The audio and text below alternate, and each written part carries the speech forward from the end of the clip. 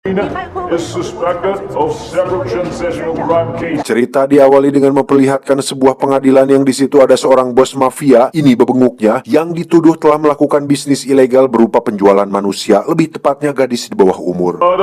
Human trafficking, suspected of several. Dia bernama Shina, anak buah sekaligus pengacara yang membela si bos mafia. Di situ juga ada pacarnya si Shina yang berpenampilan seperti seorang pendeta, tapi sebenarnya bukan. Persidangan ini sendiri cukup menarik perhatian publik karena kejahatan yang dilakukan si bos mafia benar-benar sangat keji, menculik anak-anak dari orang tuanya lalu dicicipi satu persatu, kemudian akan dijual ke beberapa negara dengan harga yang fantastis atau akan dijadikan wanita penghibur untuk dijadikan ladang cuan bagi kelompok mafia itu sendiri. Multinational company.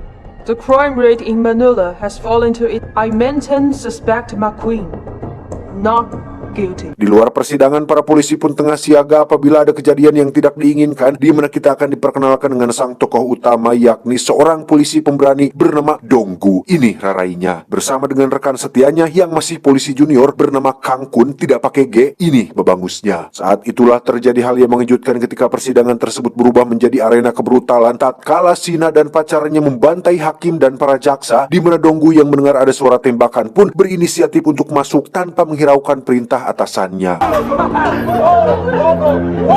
How dare you!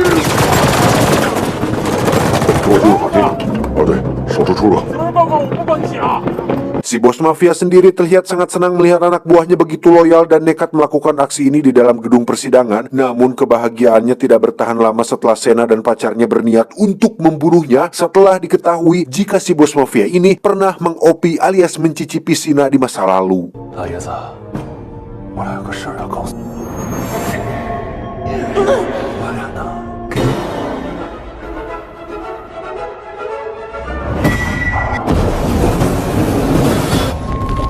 Shina dan sang kekasih pun keluar gedung di tengah kerumunan orang-orang yang sedang keluar, yang ketika Donggu melihat senjata jatuh dari seorang pendeta, Donggu akhirnya sadar jika dia adalah salah satu dari mereka. Dan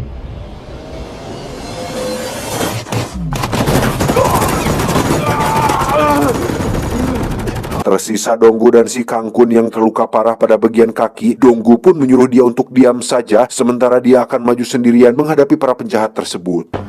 Tunggu. Layaknya Iko Uwais digabung dengan John Wick, Donggu pun melumpuhkan satu persatu para penjahat dengan begitu cekatan dan hanya menyisakan Shina dan kekasihnya yang berada di ruangan lain.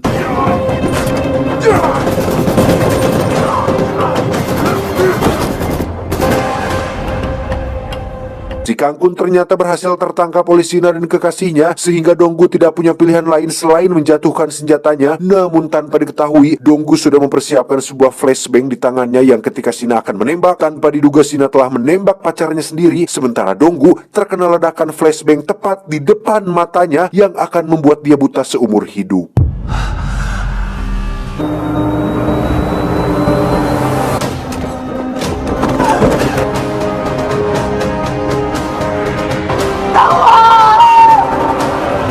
Dan inilah perang buta.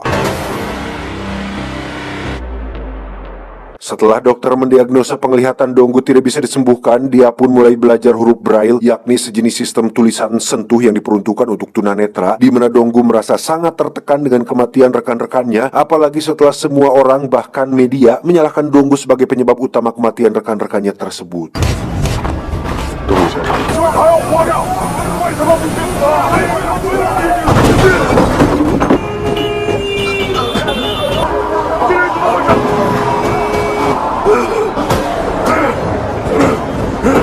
Akibat tindakan yang merusak kaca mobil orang, Donggu pun dibawa ke kantor polisi yang beruntung masih ada Kang Kun yang datang untuk menolong. Dan mari saya perkenalkan dengan putri Donggu yang masih seorang pelajar bernama Yati. Ini parasnya, Yati adalah satu-satunya alasan Donggu untuk tetap bertahan hidup, karena setelah kematian istrinya sudah pasti Yati tidak akan punya siapa-siapa lagi apabila Donggu tidak bisa tawakal atas musibah yang telah terjadi.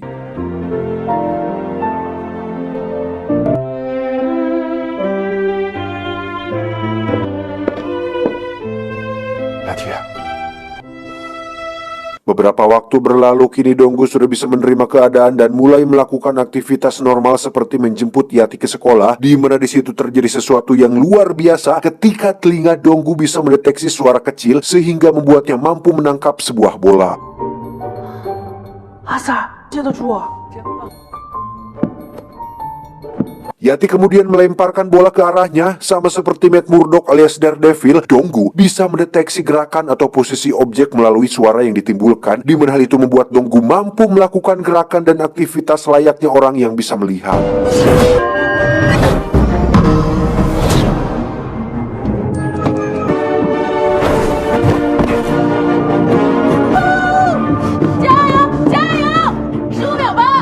Suatu hari diadakanlah sebuah pertunjukan musik di sekolahnya, di mana Yati ternyata memiliki keterampilan bermain biola yang cukup mumpuni. Namun sesuatu yang mengejutkan terjadi tatkala Donggu tidak mengenali permainan biola Yati. Lantas dia pun keluar teater dan menelpon handphonenya. Di situ Yati teriak minta tolong, yang ternyata Yati sedang diculik oleh sekelompok orang tak diketahui.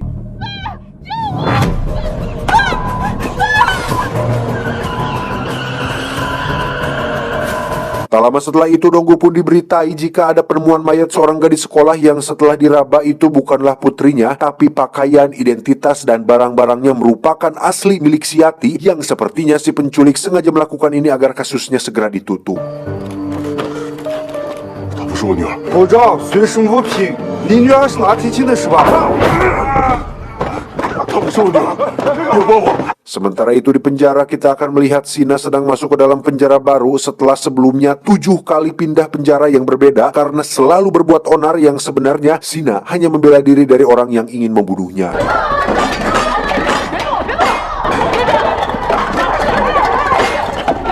Faktanya di penjara baru ini Sina pun harus kembali bermasalah dengan seorang napi yang sudah dibayar untuk membunuhnya, di mana semua aksi ini adalah buntut dari pembunuhan yang dia lakukan terhadap sang bos mafia. Putra dari bos mafia yang bernama Jakun ini, bebenguknya, pun bermaksud untuk membalas dendam atas kematian sang ayah dengan tidak akan pernah membiarkan Sina hidup dengan tenang.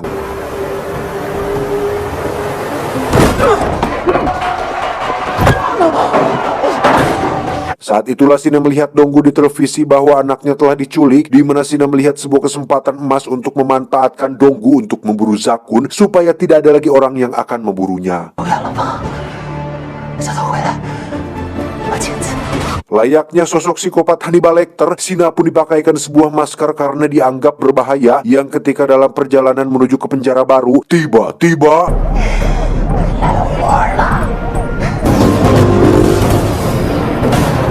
ya, Jakun pun mengutus beberapa anak buahnya untuk membunuh Sina, namun karena tidak mendapat privilege dari sutradara, merekalah yang justru harus tewas dengan mudah di tangan Sina.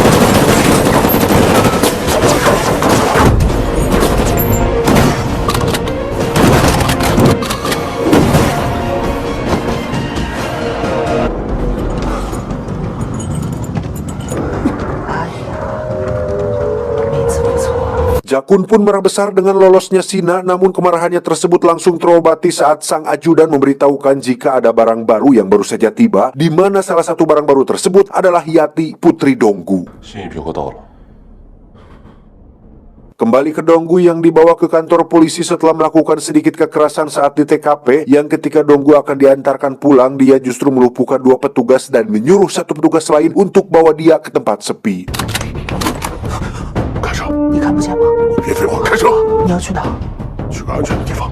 Petugas tersebut ternyata adalah Sina yang sedang menyamar, di mana tujuan Sina menemui Donggu adalah untuk membuat sebuah kesepakatan, di mana Sina yang mantan mafia pun tahu betul kemana Yati dibawa, sedangkan Sina hanya butuh bantuan tenaga karena Sina sadar betul jika seseorang kehilangan orang yang dikasihinya, maka motivasinya jauh lebih kuat dibandingkan mafia paling kejam sekalipun.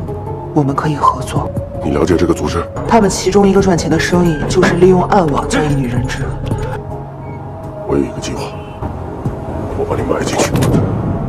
Setelah sepakat untuk kerjasama, mereka berdua pun pergi ke lokasi penadahan para gadis yang diculik, di mana Donggu mengaku punya barang bagus yang padahal itu adalah Sina, yang saat mereka membawanya ke ruang rahasia, Donggu pun menyelesaikan administrasi dengan bok-bok brutal yang sudah tua masih saja terlibat bisnis ilegal.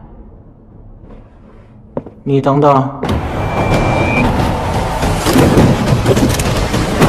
Donggu pun berhasil masuk ke ruang rahasia tapi tertangkap dan disatukan dengan Sina yang sudah digantung tepat di atas akuarium. Tak lama muncullah sang distributor pemilik tempat penadahan ini, kita panggil saja si distributor ini bebenguknya. Donggu terus-terusan bertanya mengenai keberadaan putrinya, yang karena kesal si distributor pun menyuruh Donggu untuk mundur dan berniat untuk menembaknya, tapi tiba-tiba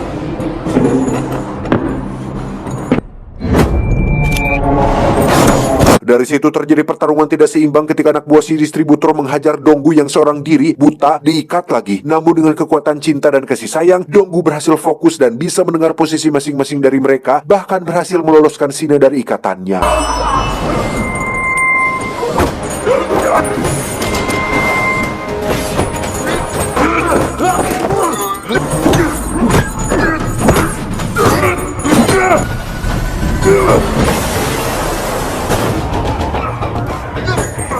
Sementara Donggu sibuk dengan kroco-kroco, Sina pun mengejar si distributor hingga membuat satu tangannya patah. Dengan sebilah pecahan kaca, Donggu mengancam si distributor agar mau memberitahukan di mana lokasi putrinya disekap. Yang ketika ada suara polisi di luar, Sina dengan sengaja menendang si distributor yang membuat Donggu tak sengaja membuatnya terbunuh.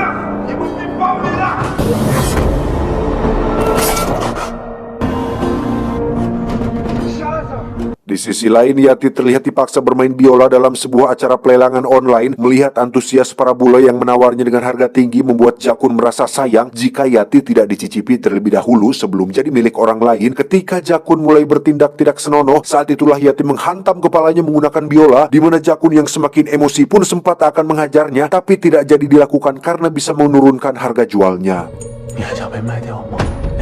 明天拍卖继续，把它的价格给我提高。 Saat sedang bercukur kumis, kita akan diperlihatkan betapa kejam dan tidak bermoralnya Jakun saat menggorok leher seorang gadis hanya gara-gara tak sengaja menyayat sedikit dari wajahnya saat sedang bercukur. 对不起，我知道你不是故意的，我叫你。 Tak lama muncullah sang paman bernama Jingang. Ini bebenguknya. Kedatangan Jingang kemari untuk melaporkan tentang si distributor yang tewas oleh Sina. Tak lama muncullah telepon dari Sina yang mengancam akan segera mendatangi Jakun dan membunuhnya dengan cara yang sangat menyakitkan. Sadar bahwa omongannya selalu jadi, Jakun pun meminta paman Jingang untuk segera membunuh Sina sebelum semuanya terlambat. 我现在只有你，你不能走，金刚石，你救我！ Donggu dan Sina sendiri menyewa sebuah kontrakan untuk sementara waktu. Seorang polisi pun datang bermaksud untuk memeriksa mereka terkait keributan yang terjadi tempo malam. Tapi si polisi justru harus mengalami rasa sakit tatkala Sina yang brutal dengan santainya menusuk tangan si polisi tepat di telapak tangannya, disusul dengan kemunculan anak buah Jingang yang datang untuk membunuh mereka berdua. Donggu dan Sina pun berhasil membunuh mereka semua sekaligus dengan cara meledakkan kamar kontrakan menggunakan tabung gas dan sedikit persiapan. Yang ketika akan melarikan diri, muncullah Jingang bersama sisa anak buah yang datang membawa senjata berat.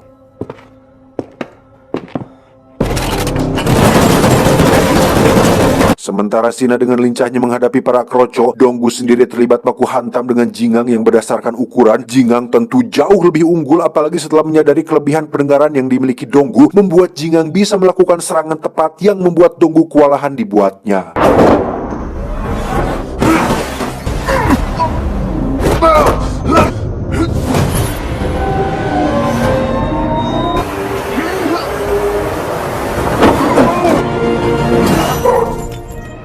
Tak bisa terus seperti ini, Donggu pun loncat dari jendela dan masuk ke lantai 2 yang di situ dia sudah membawa sebuah tali. Pertarungan kembali terjadi, namun dengan rencana dadakan yang sudah dipersiapkan, Donggu berhasil membuat Jingang tak sadarkan diri.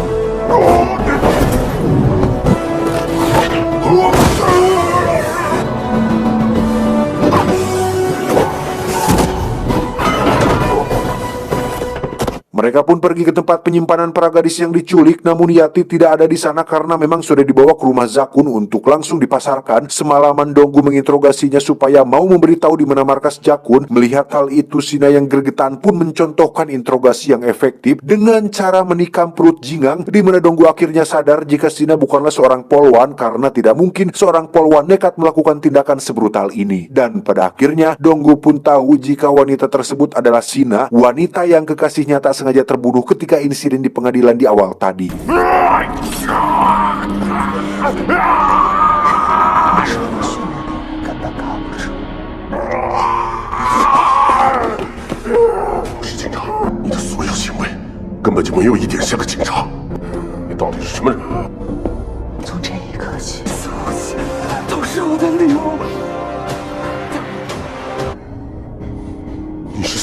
Saat itulah muncul Kang Kun yang datang untuk meminta mereka semua untuk menyerahkan diri, di mana Sina menawarkan kesepakatan yang sangat berat, di mana dia akan membawa Donggu ke markas Jakun asalkan dia bersedia untuk membunuh juniornya si Kang Kun saat itu juga.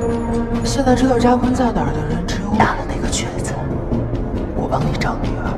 Sebagai seorang mantan pasukan tim khusus, Donggu tentu tahu cara melukai seseorang tanpa membunuhnya, yang ketika sudah selesai, mereka pun secepatnya pergi dari sana. Sina pun menemui seorang penjual senjata yang dia kenal saat masih menjadi mafia, di mana Sina menginginkan semua senjata yang ada di truk tersebut, namun karena si penjual tidak bisa memberikannya, Sina pun langsung membunuhnya tanpa beban dan tanpa rasa kasihan sedikit pun.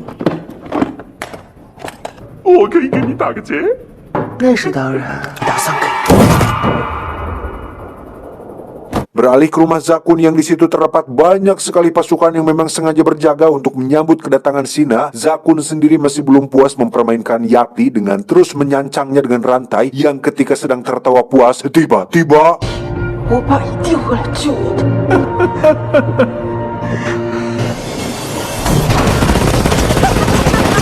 Di saat Sina sedang asik menembaki pasukan terdepan, Donggu sendiri memakai jalur samping dengan bersembunyi di kegelapan dan menghetahkan satu persatu anak buah Zakun, memakan waktu cukup lama memang, tetapi cara ini lebih aman dan efektif untuk seorang Donggu yang tidak bisa melihat.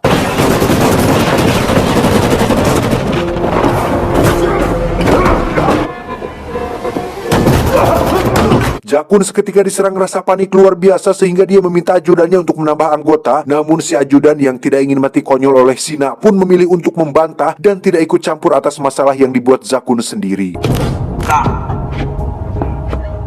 得罪了那冯伯的是你们父子俩，不是我。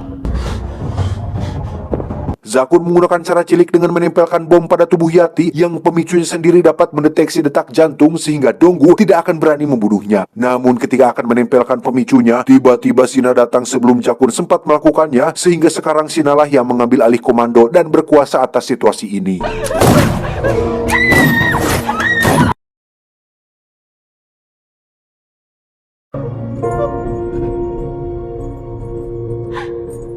Setelah berhasil membantai semua orang yang pernah melecehkannya ketika berada di organisasi, kini Sina tinggal membalaskan dendam kematian kekasihnya pada Donggu. Yati diikat dengan posisi terbalik yang bisa setiap saat jatuh dan membuatnya tewas. 你还记得我老公是怎么死的吗？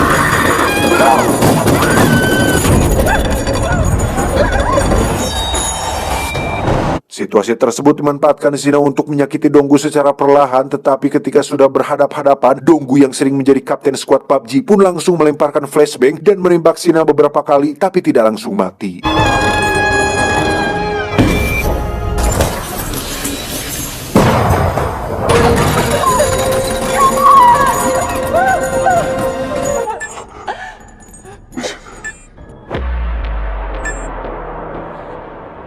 Setelah Donggu berhasil mematikan detonator bomnya, para polisi pun datang setelah semua keributan selesai, sehingga pekerjaan beliau-beliau menjadi lebih ringan dan mudah untuk dikerjakan.